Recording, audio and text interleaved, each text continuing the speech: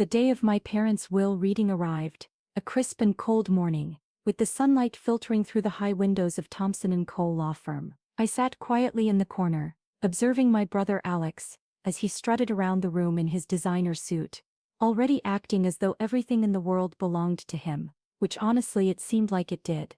The lawyer, Miss Caroline Harris, broke my thoughts with her voice. "Are you ready to proceed?" I nodded, gripping the armrests of my chair. At 34, I was about to learn what my parents really thought of me. Although I had a good idea already. The constant comparisons to Alex throughout my life had made that painfully clear. Miss Thompson, adjusting his glasses, began reading. "To our son Alex, for his unwavering commitment to the family business and the preservation of the Wilkins legacy." He listed assets that took my breath away: the family estate in Aspen, the beach house in Malibu, controlling shares in Wilkins Enterprises, and a portfolio worth millions. Alex's grin widened with each mention, his sense of entitlement growing. Then came my part. "To our daughter Emily." Miss Thompson paused, shuffling the papers. "We leave the painting Twilight Grove, currently displayed in the study of our main residence." The room fell silent. Alex couldn't even hide his laughter. "A painting?" I asked, my voice barely audible. "Just a painting. It was your mother's favorite," Mr. Thompson replied, clearly uncomfortable with the disparity. Alex walked over and placed a hand on my shoulder, his grip tight enough to be painful. "Don't worry, sis. I'll make sure you get a nice position in the company. Maybe in the mailroom." I shrugged off his hand and stood. The Wilkins family fortune, built over 3 generations, now belonged entirely to my brother. All I had was a painting my mother had bought years ago from a tiny art gallery. I had always found it beautiful, a forest at dusk with odd geometric shapes hidden among the trees. But it hardly seemed like a fair inheritance. "Is that all?" I asked Mr. Thompson. He nodded sympathetically. "The painting must be collected within 7 days." I left without another word, ignoring Alex's calls. The drive to what was now Alex's house felt surreal. The security guards gave me suspicious looks but allowed me entry when I explained about the painting. Inside, the housekeeper Grace greeted me, tears in her eyes. "Oh, Miss Emily," she whispered, pulling me into a tight hug. "It's not right, what they did to you." I hugged her back, fighting my own tears. Grace had been more of a mother to me than my own. She helped me take the painting down from the study wall, carefully wrapping it in a blanket. "Your mother used to stare at this for hours," Grace said softly, her voice tinged with sadness. "Especially in the last few months. She'd talk about numbers and patterns. We thought the illness was affecting her mind." I examined the painting more closely in the dimming light of the study. The geometric shapes seemed to shift and change, forming patterns I'd never noticed before. "Numbers?" I asked, looking up at Grace. She nodded, tracing the shapes with her fingers. "Mr. Wilkins would get so angry about it." That night, back in my small apartment, I hung the painting in my living room. It was beautiful in its own way. The forest scene was intricately detailed, each leaf and branch meticulously rendered.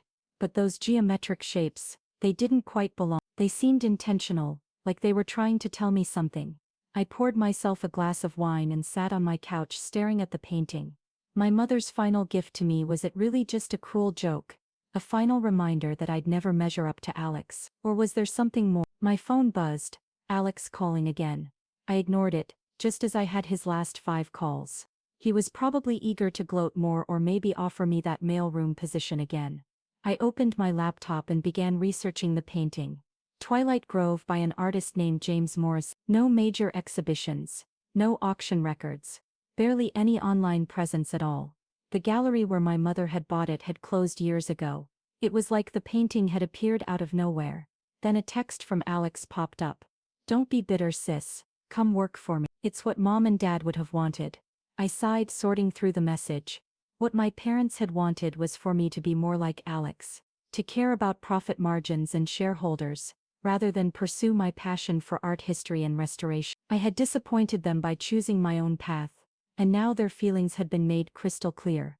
But something about the painting kept drawing me in. The shapes, they reminded me of something I'd studied in my art restoration courses. Stenography, the practice of hiding messages in plain sight. I got up and examined the painting more closely. The geometric shapes were subtly different colors than the rest of the scene, barely noticeable unless you were actively searching. And they seemed to form a pattern A knock at my door jolted me out of my thoughts. It was past midnight. Who would be visiting at this hour? Through the peephole I saw Alex, his usually perfect hair disheveled. "Emily," he called out. "Open up. We need to talk about the painting." I stayed silent, watching him through the peephole. He had never shown any interest in art before. Why was he here now in the middle of the night, asking about a supposedly worthless painting? "Emily, please," his voice now carried an edge of desperation I had never heard before. "Mom left instructions about the painting. You need to get it back." Instructions? My heart started to pound. Maybe I wasn't crazy. Maybe there really was something hidden in those geometric shapes. "Go away, Alex," I called through the door. "The painting is mine. It's all I got." "You don't understand," he hissed. "That painting, it's not what you think. Give it to me now and I'll give you five million for a painting he had mocked just hours ago." I backed away from the door, my mind racing. Alex was many things. But he wasn't stupid with money. If he was offering that much, the painting must be worth far more than I'd ever realized. I heard him fumbling with something. Key? Did he still have a copy of my spare key from when I'd been sick last year? I quickly grabbed the painting off the wall and ran to my bedroom, locking the door behind me just as I heard my front door swing open. "Emily," Alex's voice echoed through my apartment. "Where are you? Where's the painting?" I held the painting close, my hands shaking in the dim light of my bedroom. Those geometric shapes seemed to glow faintly, and then I saw it, a pattern I'd missed before. The shapes weren't random at all. They formed numbers hidden so cleverly in the forest scene that you'd never notice unless you knew exactly what to look for. "Emily," Alex was getting closer. "Think about what you're doing. That painting is worth more than you can imagine." I turned the painting over, inspecting the back. The original canvas was professionally mounted, but something about the framing felt off, a slight gap that shouldn't be there. My bedroom door handle jiggled. "Emily, open this door right now." With trembling fingers I pried at the gap in the frame. A small piece of paper fluttered out, covered in my mother's elegant handwriting. As I read the first line, my breath caught in my throat. I took a deep breath as I continued reading my mother's letter, her handwriting still so clear in my mind. "My dearest Emily, if you're reading this, you've discovered what I always knew you would. You see patterns others miss, you question what others accept, and now, my darling girl, you're about to understand why your father and brother have always been so afraid of you." The pounding on my bedroom door grew louder, but I barely heard it. I was too engrossed in my mother's words. My hands shook as each sentence revealed a truth that would change everything. The numbers in the painting weren't just random shapes. They were coordinates, accounts, and passwords to something that would shake the very foundation of Wilkins Enterprises. And Alex, still shouting outside my door, had no idea that his perfect world was about to crumble. I don't know how long I sat there on the bedroom floor, reading and rereading my mother's letter, while Alex's tirade continued outside. My hands trembled as I absorbed each carefully written word. The numbers in the painting, when combined with the access codes I've included here, will lead you to the truth about Wilkins Enterprises. Your father and brother built their empire on stolen innovations, patents and designs taken from brilliant minds who trusted them. I was one of those minds. Emily, and you, my dear daughter, were always meant to be my successor. A loud crash from my living room jolted me back to reality. Alex had apparently gotten tired of asking nicely. "I'm calling the police," I shouted, already dialing. "Go ahead," Alex yelled back. "I'll tell them you stole company property. That painting belongs to Wilkins Enterprises." But I knew better now. The letter had explained everything. How my mother had been a brilliant inventor in her own right. How she had hidden her work in plain sight all these years. The painting wasn't just art. It was a key to a hidden database of evidence. "The coordinates will lead you to my private laboratory," the letter continued. "Everything you need is there. But be careful, Emily. Your father and brother will do anything to keep their secrets buried." I heard Alex's footsteps retreating, followed by the slamming of the front door. Taking a deep breath, I emerged from my bedroom. My apartment was a mess. Alex had apparently searched every corner looking for the paint, but I didn't care about the chaos. I had work to do. First, I photographed every inch of the painting, capturing the geometric shapes from every angle. Then I carefully jotted down the coordinates from my mother's letter. According to her instructions, I needed to overlay the shapes in a specific sequence to reveal the full set of access codes. My phone buzzed again.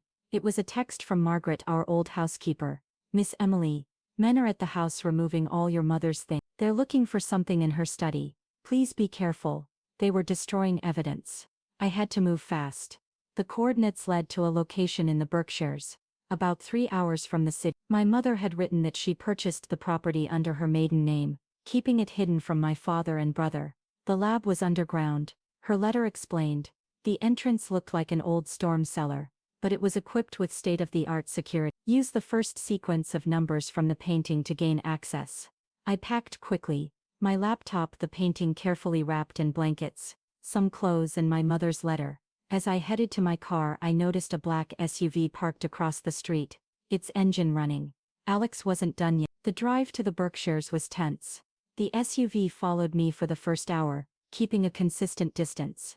I took every detour and back road I could think of, finally losing them somewhere near the Massachusetts border. By the time I reached the coordinates, it was dawn. The property looked abandoned at first glance, just an overgrown field with an old farmhouse in severe disrepair. But as I walked the grounds, comparing the geometric shapes in the painting to the natural landscape, I realized my mother's genius. The shapes weren't just numbers, they were a map. The seemingly random patterns of trees and rocks matched the artwork perfectly. The storm cellar was exactly where the painting indicated. Its rusted doors looked like they hadn't been opened in decades, but when I input the first sequence into a hidden keypad, they smoothly swung open, revealing a staircase descending into darkness. Motion sensor lights flickered on as I made my way down. The temperature dropped with each step, and I could hear the soft hum of ventilation systems. At the bottom, another keypad waited. This time I needed to use the second sequence from the painting. The laboratory that emerged from the darkness took my breath away. It was like stepping into a different world, pristine white walls, advanced equipment and rows of computers humming quietly. But what caught my eye was the wall of patents and prototypes. Dozens of innovations that I recognized from Wilkins Enterprises products. But with one crucial difference. They all bore my mother's original signature.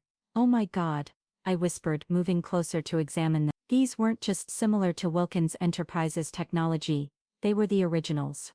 My mother hadn't just been a passive observer in the company, she had been its hidden genius. A familiar voice behind me made my blood run cold. "Impressive, isn't it?" I spun around to find my father standing in the doorway, looking exactly as he had the day he died, or at least the day we thought he died. Alex stood beside him, a satisfied smirk on his face. "Did you really think your mother was the only one who knew about this plan?" my father asked, stepping into the lab. Though I must admit, hiding the coordinates in that painting was clever. "We've been searching for this facility for months." I backed away, clutching my mother's letter. "You're supposed to be dead," he smiled, but it didn't reach his eye. "Sometimes the best way to find something is to make people stop looking for it. Your mother's death was unfortunately real, but mine, well, let's just say it served its purpose. The will reading was a trap. I realized then. You wanted me to find the painting," I said, my voice trembling. "You needed me to lead you here." Alex moved to block the exit, a smug look on his face. "Mom changed all the security protocols before she died. We couldn't get in without the codes," he explained. "And now," my father added, advancing slowly, "you're going to help us destroy everything in this lab. All evidence of your mother's work will disappear, and Wilkins Enterprises patents will remain secure." But they had made one crucial mistake. While they were talking, I had been backing toward my mother's main workstation. Her letter had mentioned an emergency protocol, a sequence of numbers that would activate something she called the clarity protocol. "Actually," I said, reaching behind me to input the sequence. "I don't think I will." The lab's lights suddenly shifted to a pulsing red, and a computerized voice announced, "Clarity protocol activated. Broadcasting evidence to all major news outlets and regulatory agencies. Deletion impossible." My father's face contorted with rage. "What have you done?" "Mom called it her insurance policy," I said, feeling stronger with each word. "Every piece of evidence in this lab has just been transmitted to hundreds of secure locations. Patents, proof of theft, fraudulent documents, everything. Wilkins Enterprises is about to face some very uncomfortable questions." Marcus lunged forward, but it was too late. Alarms began blaring, and the lab's security systems activated, sealing all exits. We were locked in together with the truth that would destroy their empire. "She knew," I continued, watching their faces pale. "She knew you would try to bury her contributions, just like you buried her innovations." So she made sure the truth would come out one way or another. Through the lab's small windows, I could see the first signs of the storm approaching, police lights flashing in the distance. The time had come, the empire built on lies was crumbling, and no one would be able to stop it now. I could see the police lights approaching. Someone, probably the lab's security system, had alerted local authorities. My father and Alex exchanged panicked looks as the sound of sirens grew louder. The painting that had started everything still sat wrapped in blankets by the door. Those seemingly worthless geometric shapes had led me exactly where I needed to go. My mother's final gift wasn't just a painting, it was justice. As I watched my father and brother realize their perfect world was crumbling, I smiled knowing this was just the beginning. The real story of Wilkins Enterprises was about to be told, and this time no one would be able to hide the truth. The next 48 hours passed in a blur of police statements, news reports and corporate chaos. I watched from my hotel room as Wilkins Industries' stock plummeted, years of carefully constructed lies unraveling in real time. Wilkins Industries CEO found alive, arrested for fraud, the headlines screamed. Corporate giant, built on stolen patents. Mother's revenge, the hidden genius behind Wilkins Tech.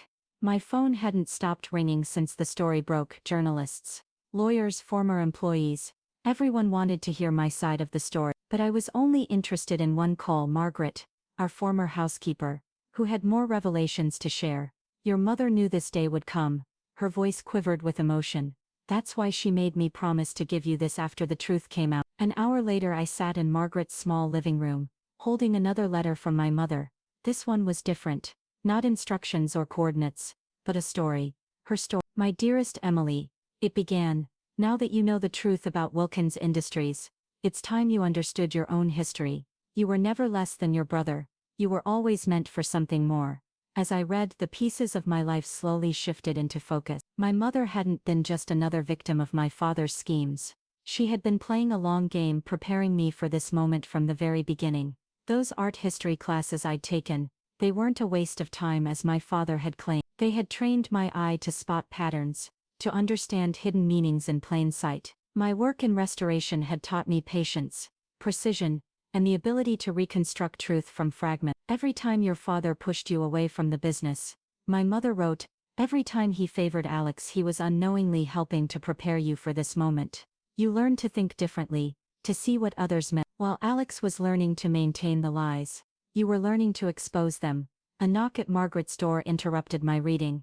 A woman in a crisp suit stood outside, holding a briefcase.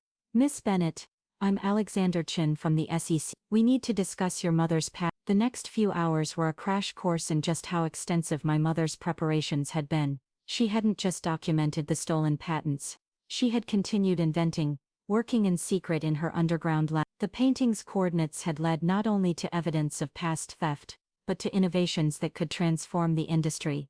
Your mother filed these patents under a trust, Alexander explained, spreading documents across Margaret's coffee table. A trust that names you as the sole beneficiary. My hands trembled as I looked at the paperwork.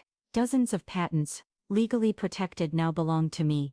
Not just the old innovations my father had stolen, but new ones years ahead of current technology. Wilkins Industries doesn't just owe you restitution for the stolen patents, Alexander continued. They've built their entire infrastructure around your mother's technology. They can't operate without it. So what does that mean? I asked, though I was beginning to understand. It means, Miss Bennett, that you now effectively control the company that cast you aside. While my father and Alex sat in jail awaiting trial, I walked into Wilkins Industries headquarters the next morning, not as the forgotten daughter but as its new owner. The board of directors, desperate to save the company from complete collapse, had no choice but to accept my terms. Standing in my father's former office, I found another surprise. A wall safe hidden behind the painting that had once hung there. The combination, the final sequence of numbers from my mother's painting was the key. Inside I found a personal diary detailing every innovation he had stolen, every inventor he had betrayed. But more importantly, it contained a list of names, people like my mother, who had been cheated out of their rightful recognition. 1 month later I stood on a stage at a hastily convened press conference, announcing the company's new direction. Wilkins Industries was built on stolen dreams, I told the assembled crowd. Today we begin making things right.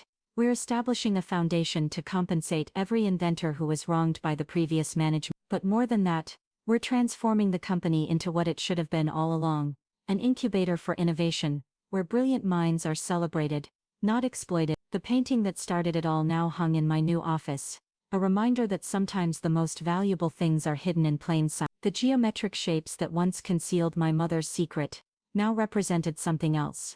The pattern of a better future, one built on truth instead of lies. Alex wrote to me from prison, alternating between threats and polite pleas for help. I sent back a single photograph, the painting now hanging exactly where our father's portrait used to be. He would understand the message. His world of deception was over. My father maintained his silence, but it didn't matter anymore. The truth he had fought so hard to bury was now his legacy. The great John Bennett would be remembered, not as a visionary businessman, but as a thief who stole his own wife's genius. Late one evening, as I was preparing to leave the office, Margaret brought me one final letter from my mother. This one had been timed to arrive exactly 1 month after the company's transformation began. My darling Emily, it began. If you're reading this, you've done more than just expose the truth. You've begun to rebuild from the ashes of deception. I never wanted you to inherit a corrupt empire. I wanted you to have the chance to build something honest, something worthy of your heart. I traced my fingers over her handwriting, feeling closer to her than ever before. The worthless painting had been anything but worthless. It had been the key to everything. More than that, it had been my mother's way of showing me that I had inherited something far more valuable than money or status. I had inherited her vision for a better world. 2 years later, Wilkins Industries, now renamed Aurora Innovations, was unrecognizable from what it once was. We'd become a leader not just in technology, but in ethical business practices. The foundation had helped dozens of inventors reclaim their stolen innovations, and our incubator program had launched countless new careers. The painting still hung in my office, its geometric shapes now a familiar comfort. Sometimes late at night, I could swear they shifted slightly, as if my mother was still there, leaving me new patterns to unravel, new truths to discover. But the most important truth was there all along, hidden in plain sight, just like those numbers. Success built on lies will always crumble, but success built on truth and justice will stand the test of time. Alex was released from prison last week. He sent me a message asking to meet, to talk about rebuilding our family. I haven't responded yet. Some patterns I've learned are better left unchanged. Instead, I spend my time focusing on the future. The company hosts an annual innovation fair, where young inventors can showcase their ideas without fear of theft. Last year's winner was a young woman whose story reminded me of my mother, brilliant, underestimated, but unwavering in her vision. As I handed her the award, I saw my mother's painting reflected in the glass trophy. The geometric shapes seemed to dance with approval, reminding me that sometimes the greatest inheritances aren't the ones we can hold in our hands, but the ones that transform us from within. The worthless painting had given me something priceless: the truth about my past, control of my future, and most importantly, the chance to ensure that no other brilliant mind would ever be silenced or stolen from again. And that, I know, would make my mother prouder than any fortune ever could.